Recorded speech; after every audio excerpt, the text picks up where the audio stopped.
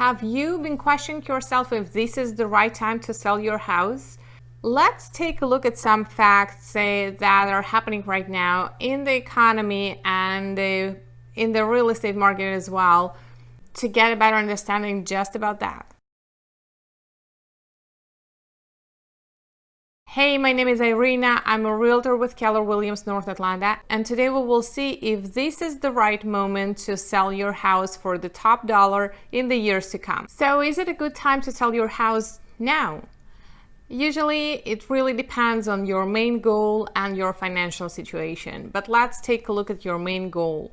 Of course, everyone wants to sell for the top dollar in the shortest time possible. I'm talking to the deeper main goal, and usually everyone has its own. For instance, you've got a great job offer that you cannot refuse and you need to move to another city or state, or you realize during the quarantine that you have to have office in the house and there is no way around it and you cannot just add it. Or you want to be closer to your family, so you've got the idea. For instance, you know your main goal, you have to sell your house now, or maybe you're thinking to sell it in the next year. So if you're thinking to sell the house in the next 5 to 7 years, I would really consider to take advantage of the momentum that we have at this moment and sell the house for the top dollar. So let's review first some good facts that are happening right now in the market. Here in Georgia, we've been out of shelter in place since last month, and we are still in the hottest season in the real estate market. So of course, we talked about that. There are a few buyers that decided to hold and not to purchase this year, but all buyers, really serious buyers that were not just thinking, but really wanted to buy a house this year.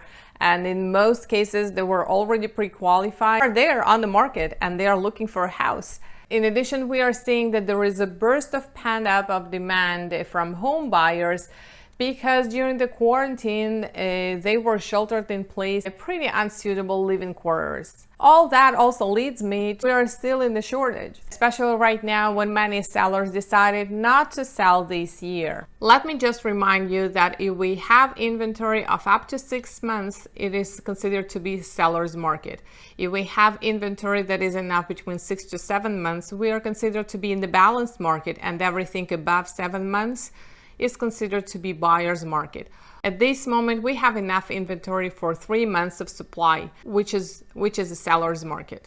So we are in a shortage and we still have many buyers that cannot find the right house. In addition, in our area, houses are sold fast. Houses usually are sold within 20 days. If the house has some upgrades and look very nice and is priced right, many times we will get to the bidding war and house will be gone within days. Despite COVID-19 and shelter-in-place situation, median sales price actually was increased compared to the last year in 2%. Lending standards have been far more conservative in these past 10 years, with less mortgage credit available for borrowers, as well as fewer credit lines and fewer foreclosures. Also, Google searches of the homes for sale was increased in 54% in 50 metros, and mortgage applications were up in 6%, which is only 1.9% less compared to the last year. So we are almost with the same number of buyers compared to the last year. We are in the shortage and we still have a really good median sales price. At the same time, not that many sellers got back to the market and decided to list their house this year, which means again that we have low inventory and we are back again that we have shortage. Those sellers that decided to list their house this year can expect to have busy summer, buyers that compete over the inventory, and prices that go up. As you can see, based on all of these facts, this is the momentum that you can take advantage on in order to sell your house for the top dollar in the years to come. So none of us have a crystal ball and none of us can, definitely predict the future. However, we all need to pay attention to the following facts. At this moment, we stand at the 40 million of people that are unemployed. The number stands at 13.5%. People typically need a job in order to obtain a mortgage and buy a house. Although we are adjusting to the new normal, we are reopening, and businesses are hoping that their clients will come back. Some industries, though, might be affected for months and maybe years to come. Airlines, hospitality,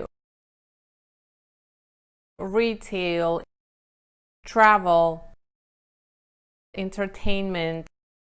Unfortunately, there are 722 businesses that filed for Chapter 11 bankruptcies in May. This is an increase of 48% comparing to the last year. And we also heard about local businesses that unfortunately closed for good, and we keep hearing about some big businesses that filing for bankruptcies. Of course, there are many people that could go back to work. However, putting 25 million to 30 million back to work can be very challenging and might not be possible in the short period of time. It may take many months. Even during the strong economy, we were adding about 200,000 jobs per month. Even if we magically double it, it can take us about 102.5 months, which is 8.5 years, to put all these people back to work. However, the reality, unfortunately, is some of the businesses may never recover. Of course, there are benefits for the unemployment, and there are $600 extra benefits that Americans get, and this benefit of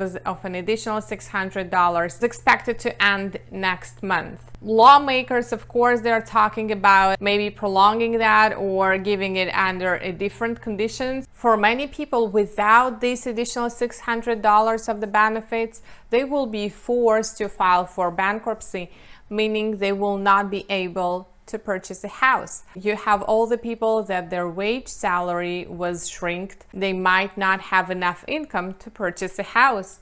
Given that 86% of the home buyers use financing, lending standards were very conservative before COVID-19, but during the COVID-19, lending standards were tightened a little bit more, and it actually left about 25% of the potential home buyers out of the market. We have 4.7 million that requested forbearance. They represent 8.8% out of all mortgages in the United States. You can take forbearance of up to 180 months, and then you can extend it to additional 180 months.